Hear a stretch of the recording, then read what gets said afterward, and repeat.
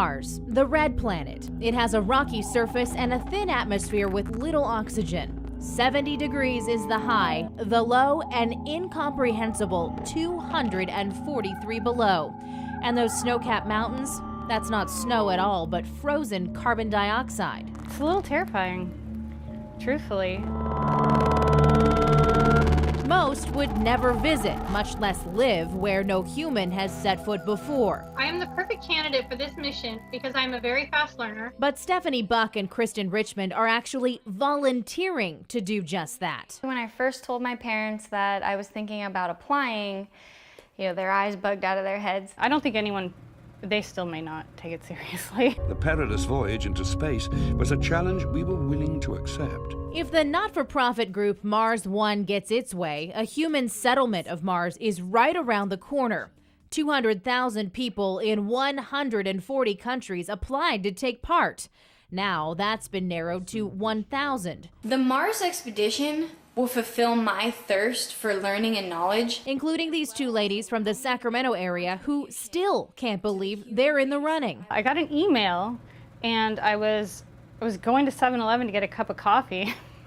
And I'm standing in line with my coworkers and I look at my phone and my jaw dropped. And I thought, whoa, this is serious. Now, a lot has to happen before anyone's packing their bags. The plan is, in 2018, a communication satellite will be launched to prove technology can work properly when people do arrive. In 2020, a Mars rover will be on its way to find the perfect location for the future settlement. 2 years later, 2 living units, 2 life support systems, and 2 supply units will be sent. Finally, a year later in 2023, 4 people will arrive to begin colonizing a foreign planet. It's so exciting. It's kind of a nerd dream. It may be a dream, but there's a harsh reality here. There's a big job to do when you're colonizing a planet. Growing food in small spaces, growing nutrients in small spaces with limited resources. Resource management, solar power, life support systems, traveling farther out into the solar system. And if they go, there's no coming back. From now on, we won't just be visiting planets. We'll be staying. You're gonna take a step in that direction and never be able to go back and be miserable and hate the rest of your life stuck on Mars. Yeah, I've definitely thought about that. Forever's a really long time. It's in a pretty small space with 3 strangers. And there's a lot they're leaving behind. Kristen is married, and though her husband declined an interview about his wife's possible departure, she says he's very supportive. I could still talk with my husband, probably. And then there's everything else that you and I take for granted. Air, the sound of fresh running water, wind through the trees.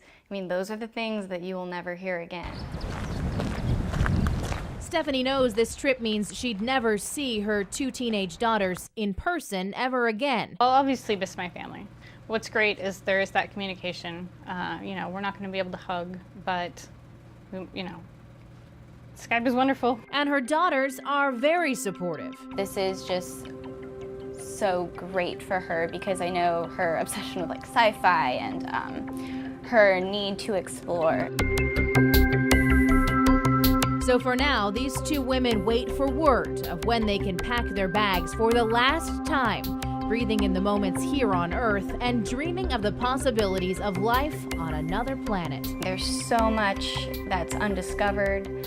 To be the first person to see something is just so cool. Ready and waiting to take the next giant leap for mankind.